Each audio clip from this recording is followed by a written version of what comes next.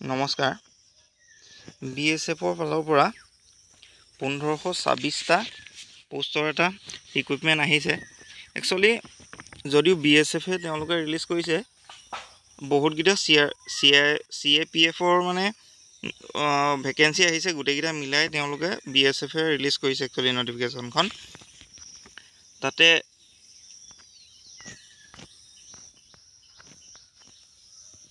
প্ৰথম আহিছে assistant sub ইন্সপেক্টৰৰ post আৰু ছেকেণ্ড আহিছে হেড কনষ্টেবলৰ। এছিষ্টেণ্ট ছাব ইন্সপেক্টৰৰ পোষ্ট আহিছে টোটেল 243টা। এছিষ্টেণ্ট ছাব ইন্সপেক্টৰ যিহেতু তাৰ আপোনাৰ এডুকেশ্যন কোৱালিফিকেশ্যনো 12 পাছেই হ'ব, গ্ৰেজুৱেশ্যন নহয় কিন্তু। আৰু হেড কনষ্টেবলৰ টোটেল পোষ্ট আহিছে 1283টা। টোটেল মিলাই আহিছে 1526টা হৈছে। এছিষ্টেণ্ট ছাব ইন্সপেক্টৰৰ ভেকেঞ্চি ফ'ৰ্জ ৱাইজ মই ইয়াত দেখাই দিছোঁ।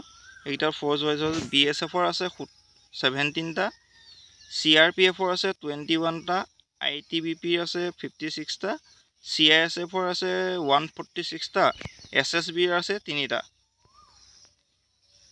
BSFৰ হেড কনষ্টেবলৰ আণ্ডাৰত BSFৰ আছে 302টা, CRPFৰ আছে 282টা, ITBPৰ আছে 163টা, CISFৰ আছে 496টা, SSBৰ আছে 5 আৰু আছাম এয়াৰ মানে হ'ল আছাম ৰাইফলৰ আছে 35টা।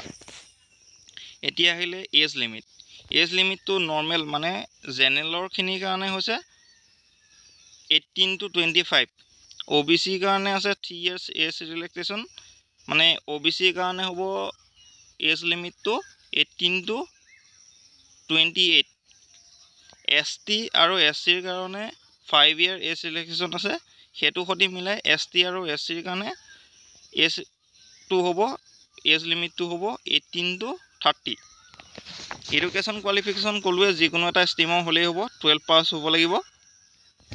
ইয়াৰ পিছত আহিলে এপ্লিকেশ্যন ফিজটো। এপ্লিকেশ্যন ফিজটো আপোনাৰ জেনেৰেল আৰু OBCৰ কাৰণে 100 rupees আছে। ST, SC, ফিমেল আৰু BSFৰ যদি জোৱান হয় তেওঁলোকৰ কাৰণে নীল হয়, তেওঁলোকৰ কাৰণে কোনো এপ্লিকেশ্যন ফিজ নাই। মনত ৰাখিব ST, SC আৰু ফিমেল আৰু BSF কেণ্ডিডেটৰ কাৰণে। ষ্টাৰ্টিং ডেট হ'ব এপ্লিকেশ্যনৰ 9 জুনৰ পৰা, মানে অলৰেডি ষ্টাৰ্ট হৈ গৈছে, আৰু লাষ্ট ডেট হ'ব 8 জুলাই। এইখনে আছিলে নটিফিকেশ্যনখন। আৰু কিবা যদি আপোনালোকৰ জানিবলগীয়া থাকে এপ্লিকেশ্যন ৰিলেটেড, তেতিয়া মোক তলত যিটো হোৱাটছআপ নাম্বাৰ দিয়া আছে ডেছক্ৰিপশ্যনত, হোৱাটছআপ কৰি দিব পাৰিব, বা কমেণ্ট বক্সত কিবা জানিবলগীয়া থাকিলে কমেণ্ট কৰিলেও মই আপোনালোকক জনাই দিম। ধন্যবাদ। আৰু পাৰিলে চেনেলটো ছাবস্ক্ৰাইব কৰি দিব এনেধৰণৰ নটিফিকেশ্যনবোৰ পাই থাকিবৰ কাৰণে।